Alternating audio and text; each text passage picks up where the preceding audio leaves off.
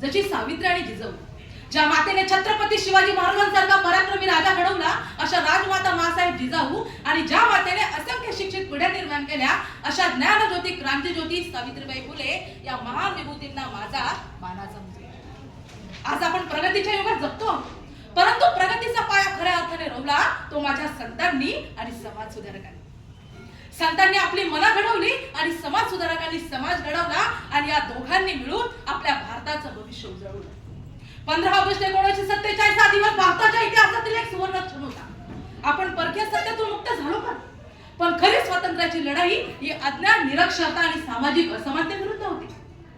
शिक्षण हेच त्या लढाईचा प्रभावी शस्त्र बनलं। स्वातंत्र्यानंतर शिक्षण क्षेत्रात आमूलाग्र शैक्षणिक प्रगती झाली, परंतु आजही शिक्षण व्यवस्थेसमोर गंभीर आव्हानं उभी आहेत। आज आपल्या भारत देशाला स्वातंत्र्य मिळून 75 वर्ष पूर्ण झाली। भारताचा अमृत महोत्सव साजरा करत असताना तो केवळ एक भूतकाळाचा उत्सव नसून तो भविष्यातील वाटचालीचा आणि विकासाचा महत्त्वपूर्ण टप्पा आहे, हे आपण लक्षात घेतलं पाहिजे। भविष्याकडे क्रांतिकारी पाऊल टाकत असताना त्यातील संभाव्य धोके सुद्धा आपण लक्षात घेतले पाहिजे, आणि म्हणूनच आजच्या माझ्या वक्तृत्वाचा विषय आहे स्वातंत्र्याचा अमृत महोत्सव आणि शिक्षण व्यवस्थेसमोरील आव्हाने। मित्रांनो, या विषयावर मी माझं मत व्यक्त करणार आहे। स्वातंत्र्य आणि शिक्षण या दोन्ही एकाच नाण्याच्या बाजू आहेत, कारण शिक्षणाशिवाय स्वातंत्र्य अपूर्ण आणि स्वातंत्र्याशिवाय शिक्षण निष्फळ।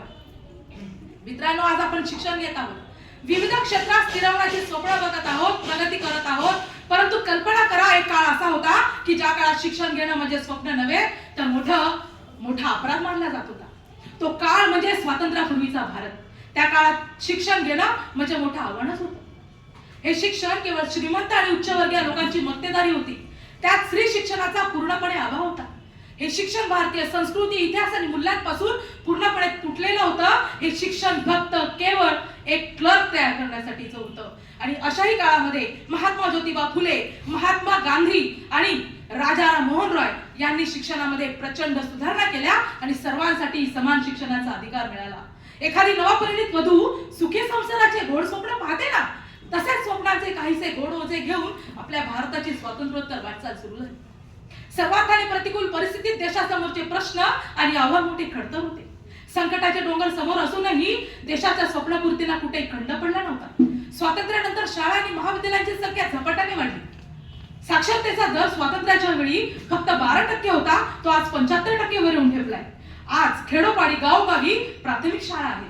पूर्वी शिक्षण केवळ पुरुषांची मक्तेदारी होती, परंतु महात्मा ज्योतिबा फुले, ज्ञानज्योती क्रांतीज्योती सावित्रीबाई फुले आणि महामानव डॉक्टर बाबासाहेब आंबेडकर यांच्या प्रेरणेने आज सर्व क्षेत्रात स्त्रिया यशस्वी होताना दिसत आहेत। बेटी बचाओ बेटी पढाओ सारख्या योजनांनी समाजात शिक्षणाचं भान वाढवलेलं आहे।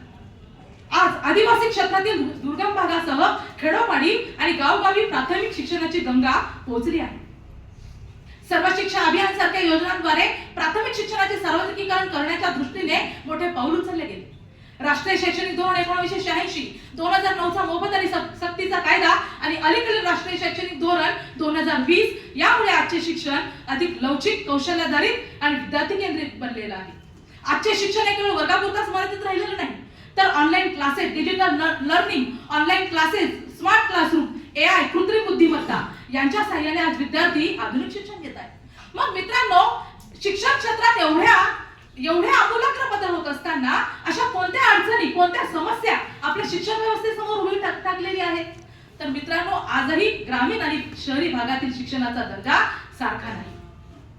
शहरातील विद्यार्थी स्मार्ट शिक्षण घेत आहेत, तर ग्रामीण भागामध्ये वीजच नाही। शिक्षणाचा दर्जा सगळीकडे सारखा नाही, हेच या शिक्षण व्यवस्थेचं सर्वात मोठं आव्हान आहे। आज सर्व क्षेत्रात स्त्रिया यशस्वी होताना दिसत असल्या तरी आजही अनेक ठिकाणी समाजातल्या रूढी परंपरा, पालकांचा नकारात्मक दृष्टिकोन, दारिद्र्य आणि असुरक्षितता यामुळे अनेक मुली मध्ये शाळा सोडताना दिसतात। गरीब कुटुंबातील मुलांना शालेय खर्च, फी आणि पुस्तके यांचा खर्च पेलवणं कठीण होतंय, म्हणून तेही विद्यार्थी मध्ये शाळा सोडताना दिसतात। आजही अनेक विद्यार्थी डिजिटल साधनांपासून वंचित आहेत, आणि या दरीमुळे आज शिक्षणामध्ये असमानता निर्माण झालेली आहे। अनेक परीक्षांमध्ये विद्यार्थी पास होतातही, परंतु त्यांच्यातील जीवन कौशल्य आणि व्यावहारिकता यांच्यातील ज्ञान कमी असल्याचं दिसून येतं। मग मित्रांनो, शिक्षण व्यवस्थेसमोर एवढ्या अडचणी असताना स्वातंत्र्याचा अमृत महोत्सव हाच या शिक्षण व्यवस्थेतील प्रगती आणि आव्हानं यावर विचार करण्यासाठीची एक सुवर्ण संधी आहे. मग मित्रांनो, यावर उपाय काय, तोडगा काय? तर भविष्यातील शिक्षण हे केवळ पुस्तकापुरता मर्यादित न राहता ते जर जीवनाशी जोडलं गेलेलं असेल तर नक्कीच आपण भविष्यातील एक विकसित भारत घडवू शकू. सरकार, समाज, शिक्षक आणि पालक या सर्वांनी मिळून जर ही जबाबदारी उचलली तर भविष्यातील शिक्षण हे नक्कीच सर्वसमावेशक, आधुनिक आणि सक्षम बनेल हे म्हणणे वावगे ठरणार नाही. एआय आणि ऑटोमेशनमुळे आणि पारंपरिक नोकऱ्या नष्ट होतील नाही, परंतु भविष्यातील शिक्षण हे विद्यार्थ्यांच्या सर्जनशीलतेला चालना देणारं असावं. शिक्षण व्यवस्थेने विद्यार्थ्यांना आत्मनिर्भर बनवणारं शिक्षण दिलं तर नक्कीच ते विद्यार्थी देशाच्या विकासात महत्त्वाचं योगदान देऊ शकतील. डिजिटल इंडिया, सबका साथ सबका विकास या योजनांद्वारे आज आपण तळागाळापर्यंत शिक्षण पोहोचू शकू. एक शिक्षक म्हणून माझी जबाबदारी काय? तर मी माझ्या विद्यार्थ्यांना केवळ पुस्तकापुरता मर्यादित न ठेवता मी त्यांच्यातील विचार, जिज्ञासा आणि आत्मविश्वास देणारं ज्ञान देईन ही ह्या ठिकाणी मी ग्वाही देते. आणि जाता जाता एवढंच सांगते, शिक्षण हे स्वातंत्र्याचे खरे अलंकार, शिक्षण हे स्वातंत्र्याचे खरे अलंकार. विद्येने सजला आपल्या भारताचा दरबार, विद्येने सजला आपल्या भारताचा दरबार. अमृत महोत्सवात घेऊया नवा संकल्प, अमृत महोत्सवात घेऊया नवा संकल्प. ज्ञान प्रगती संस्कार हेच आपले तत्व, ज्ञान प्रगती संस्कार हेच आपले तत्व. धन्यवाद.